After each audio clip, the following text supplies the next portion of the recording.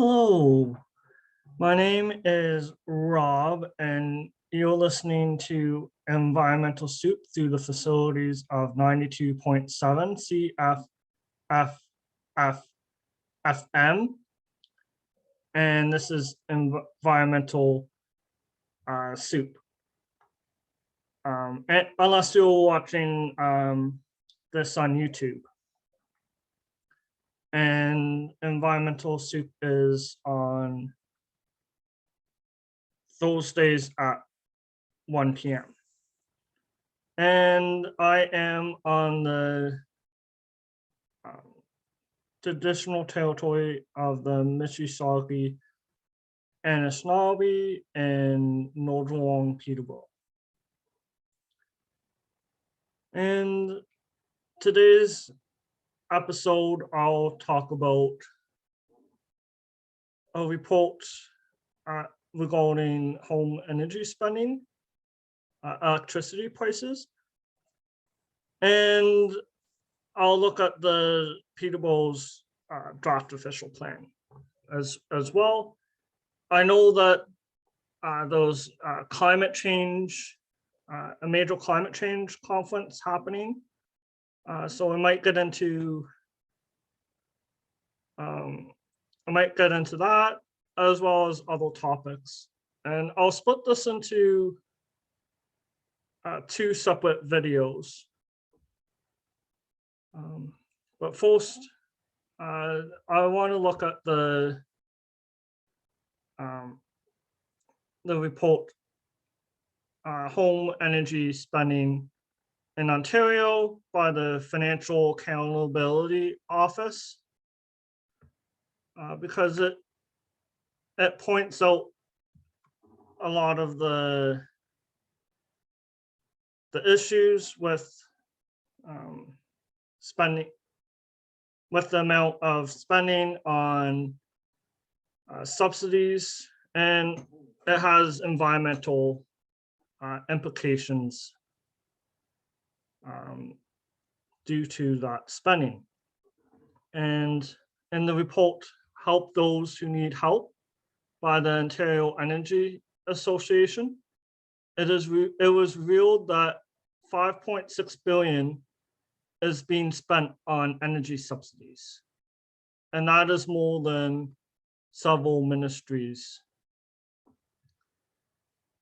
And then that's from the Financial Accountability Office. Oh, and this is from the Financial Accountability Office in Ontario, which examines financial spending promises by the government. And then here are some of the highlights.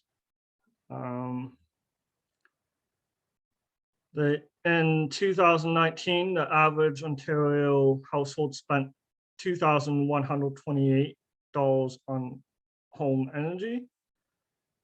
And then energy spending varies significantly by income level. In 2019, households in the highest income spent an average of $3,070 on home energy, while households in the lowest income spent an average of $1,050. And it looks like there was a 4 times difference in spending, but only 3 times difference in subsidies. So the lowest income is not getting benefiting proportionally. And then low income households spent less overall on home energy compared to higher income households.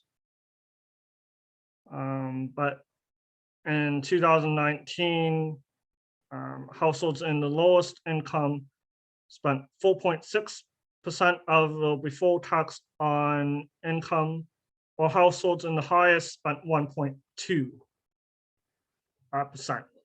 So that's saying that the highest people that are making the most are receiving a greater benefit for electricity, but they don't need it as much. Yeah, and then this line says households in the highest income received highest average electricity subsidies, and yeah, and then they talked about like the northern region having the lowest density, and they received higher average provincial subsidies, and those are costs to centralized electricity. I don't think this report talks about the difference between centralized or distributed electricity, but centralized is you have a power plant in one location, usually at the outskirts of a city,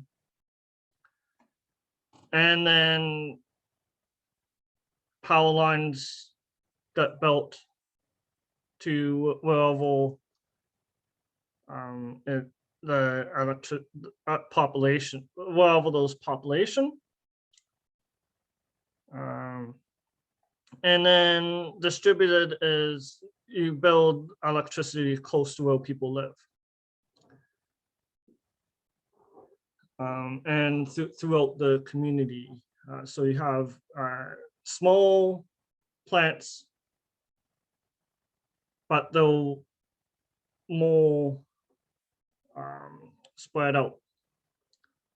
And one of the major issues is power lines, and you end up losing some electricity for every kilometer of power lines. And you have to build the infrastructure. It costs money to build infrastructure as well. So those are reasons why Northern Ontario it costs more money.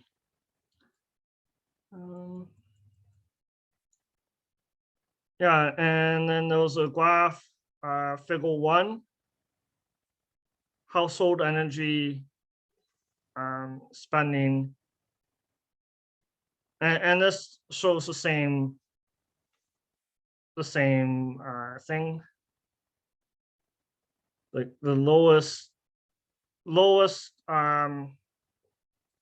people making the least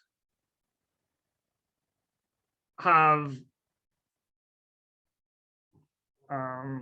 more electricity, or pay more of their budget towards electricity than people making the highest income, who do not need, demonstrably do not need the subsidies.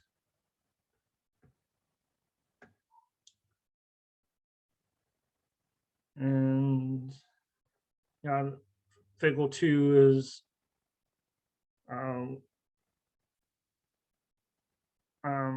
based on the energy source,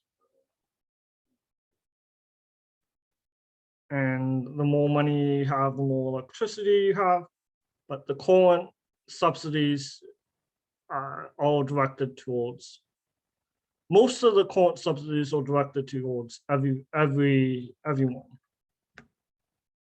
and then they lead to an increased use of electricity, which leads to increased greenhouse gases.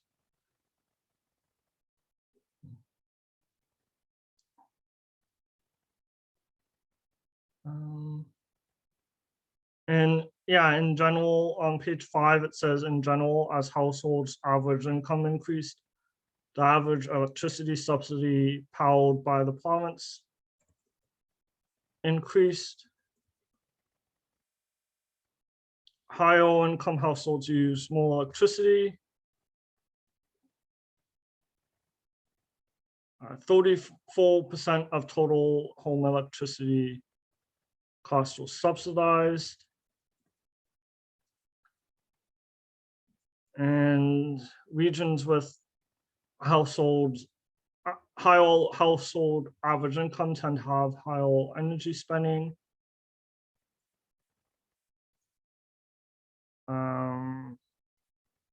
Yeah, and then it talks about like the reasons for increasing prices, or the reasons for the difference, which I briefly talked about, sources of energy, cost of distributing energy, and population density.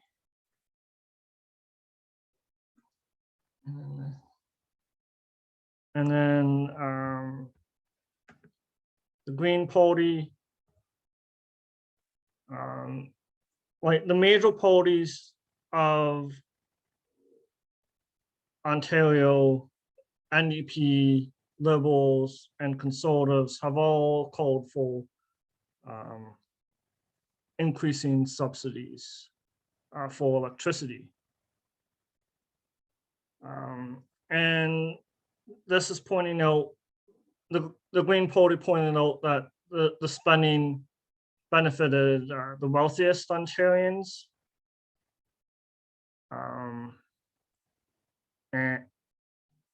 And that's what this report from the Financial Accountability Office detailed.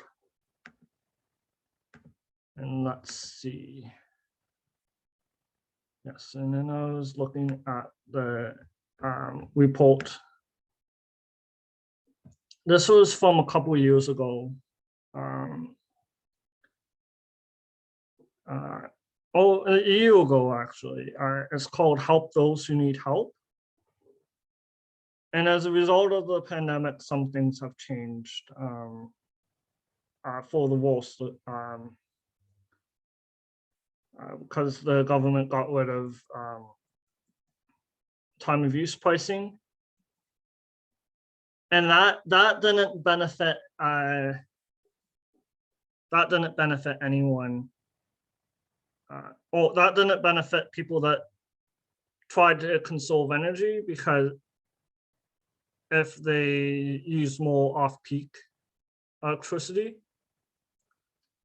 So they got rid of a major incentive to conserve electricity since this report was made a year ago. And then it says, Ontario's electricity rates are amongst the lowest in North America. Ontario residential electricity rates are also amongst the lowest in the world. So that might shock some people who believe that we have super high electricity bills. Electricity bills are at historic lows in Ontario, and that we will have to pay future electricity ratepayers, and natural gas is going up. So I don't know if it's true that natural gas is benefiting people in terms of pricing. And that could be, natural gas could be an entire episode on itself. And then there was more electricity subsidies and combined ministries of agricultural, food and rural affairs, economic development, job creation and trade, environment, conservation and parks, infrastructure, labor, municipal affairs and housing, and natural resources and forestry. And it's spending more on electricity subsidies than the entire transportation system. So that's to put into perspective how big the issue is. And then the system costs $21 billion to run. And then no fixed cost. And then there was like some options that they looked at. There was one option that it would cost 60 billion in subsidies by between now and 2045. An immediate 12% reduction via subsidies on inherent cost. And then there was an inflation cap one, and that was like $213 billion. So even more money. And then the organization said that the lowest option is to phase out electricity cost refinancing subsidies, or most of the subsidies, and it would save billions in dollars. They want to maintain low-income support because people that use electricity are disproportionately impacted. And a lot of people in low income tend to use more electricity for heating. And then natural gas, I just have a point that natural gas might not be a good option any longer because of increasing cost and as well as climate change.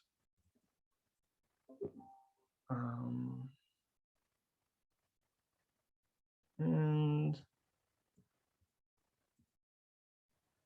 yeah, so this is one of the graphs. So it's saying $5.6 billion,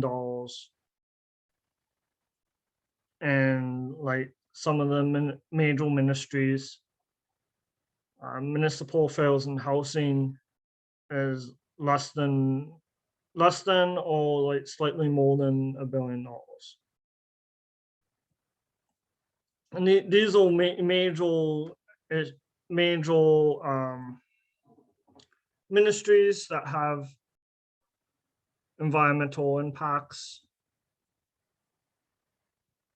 And then, yeah, the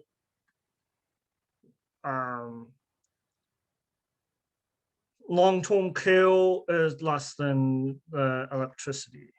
5.6 billion versus 4.3 billion.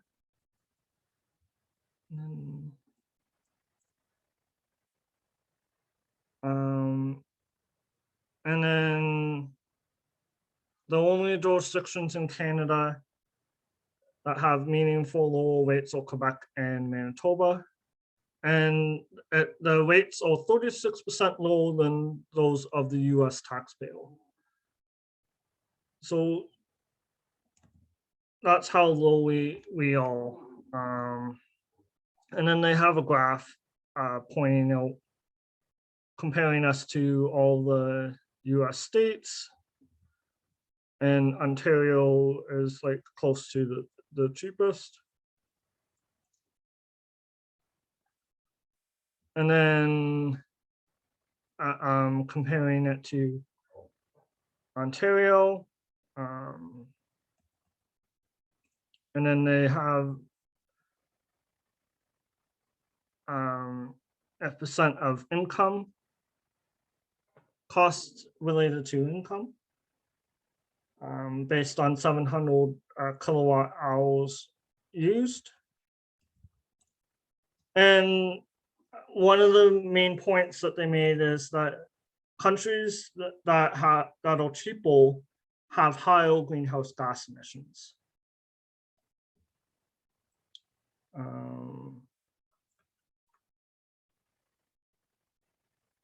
And then provinces that are cheaper, like Quebec and Manitoba or British Columbia, have greater topography.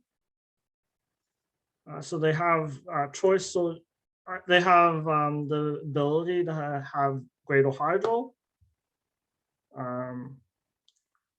So that's an issue to itself. And then I think, yeah, it's just saying how the bills dropped. And then there's a comparison to water energy. And then how's the cost resulted in nuclear. The highest cost was when the Dalton nuclear plant was added to bills. It went over budget. We have highest, lowest percentage of household income going towards electricity since 1981, which is about 1.2. 1981 had 1.1. And in 2018, natural gas reached historic lows. And then the final point is that that housing is the biggest expenditure that has increased, along with tuition and financial services. And the decreases are along with transportation and clothing.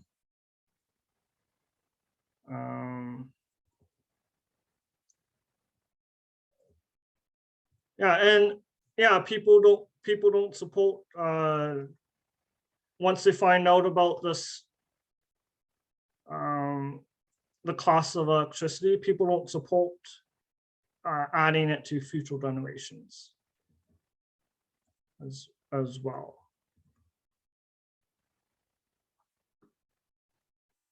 And yeah, the report, though, this report talks about energy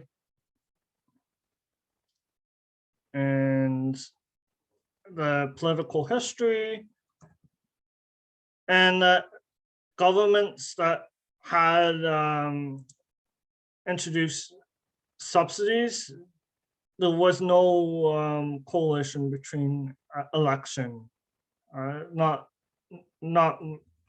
a lot. Yeah, and then those reports from the environmental commissioner that said that the electricity, the time of use price difference wasn't high enough to promote conservation. So that's another item. And that was by Gold Mill, a former environmental commissioner. But the current government got rid of the entirety of the time of use.